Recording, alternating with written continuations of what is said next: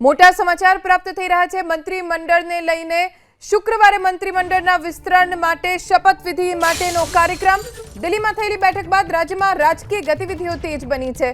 શરૂઆતમાં આવેલા નામોમાં હજુ કેટલાક ફેરબદલની સંભાવના છે। મંત્રીમંડળના વિસ્તરણ પહેલા અનેક પ્રકારના ટ્વિસ્ટ આવી શકે છે। વધુ जानकारी हमारा संवाददाता हिरेन राज्यगुरु पासेथी प्राप्त करीशुं। हिरेन, शुक्रवारे मंत्रीमंडळना विस्तरणनी शपथविधि माटेनो कार्यक्रम योजाशे, पण ए पहेला घणा बधा ट्विस्ट आ मंत्रीमंडळना विस्तरण पहेला आवी शके छे। शुं विगतो?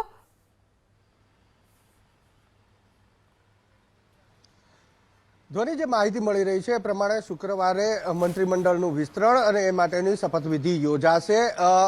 દિલ્હીમાં ગુજરાતના શીર્ષ નેતૃત્વએ જે બે બેઠકો કરી હતી, 3 બેઠક થઈ હતી। પહેલા કેન્દ્રીય ગૃહમંત્રી અમિત શાહ સાથે બેઠક, પછી પ્રધાનમંત્રી નરેન્દ્ર મોદી સાથે બેઠક। એ બેઠક પૂરી થયા પછી ફરી કેન્દ્રીય ગૃહમંત્રી અમિત શાહ સાથે બેઠક થઈ હતી। આમ 3 બેઠક થઈ હતી અને ત્યારબાદ જે માહિતી આવી હતી, જે નામ સામે આવ્યા હતા, એ નામમાં સતત ફેરબદલ થઈ રહ્યો છે। પુનઃ વિચારણા, ફેર વિચારણા પણ થઈ રહી છે। એક જ ઉદાહરણ આપને આપું, ગઈકાલ રાત સુધી જૂનાગઢ જિલ્લાને મંત્રીમંડળની અંદર પ્રતિનિધિત્વ આપવા માટેનું નક્કી હતું।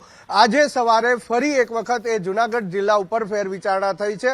જૂનાગઢ જિલ્લાની ફેરવિચારણા અંગે જૂનાગઢ જિલ્લાના બદલે મોરબીને મંત્રીમંડળમાં સ્થાન આપવાની પણ વિચારણા અત્યારે ચાલી રહી છે। નામની જો વાત કરીએ તો જૂનાગઢ માંથી જીતેલા કોરડિયા, એમને પૂરેપૂરી શક્યતા હતી કે તેમને મંત્રીમંડળની અંદર સમાવેશ કરવામાં આવે। જો કે હાલ પણ એ ચર્ચા ચાલે છે, પરંતુ એ જ્યારે સિંગલ નામ હતું એના ઉપર હવે ફેરવિચારણા થઈ છે અને ફેરવિચારણાની અંદર કોરડિયાની જગ્યાએ અમૃતિયા મોરબીમાંથી એ મંત્રીમંડળની અંદર સ્થાન મેળવે એવી પણ શક્યતા સામે આવી છે। શરૂઆતની જે વાત આવી હતી તેની અંદર કુંવરજી હળપતિ યથાવત રહેશે તેવું શ્યોરલી કહેવામાં આવતું હતું, પરંતુ હવે ફરીથી જ્યારે ફેરવિચારણા ચાલી રહી છે ત્યારે કુંવરજી હળપતિની જગ્યાએ અન્ય કોઈ આદિવાસી સમુદાયમાંથી જીતેલા ધારાસભ્ય એ મંત્રીમંડળની અંદર સમાવેશ મેળવે એ પ્રકારની વાત પણ સામે આવી છે। તો સતત આ ફેરબદલ થયા કરે છે। એનું કારણ એ છે કે અનેક સમીકરણો એ વિચારવાના હોય છે, અનેક પાસા ધ્યાનમાં લેવામાં આવતા હોય છે। આ જ્યારે કોઈ પણ ધારાસભ્યને મંત્રીમંડળની અંદર સમાવેશ કરવામાં આવતો હોય છે ત્યારે, અને એ સતત બદલાતું રહે છે। ગુજરાત ભાજપનું શ્રેષ્ઠ નેતૃત્વ એ સતત કેન્દ્રીય ભાજપના નેતૃત્વ સાથે સંપર્કમાં છે।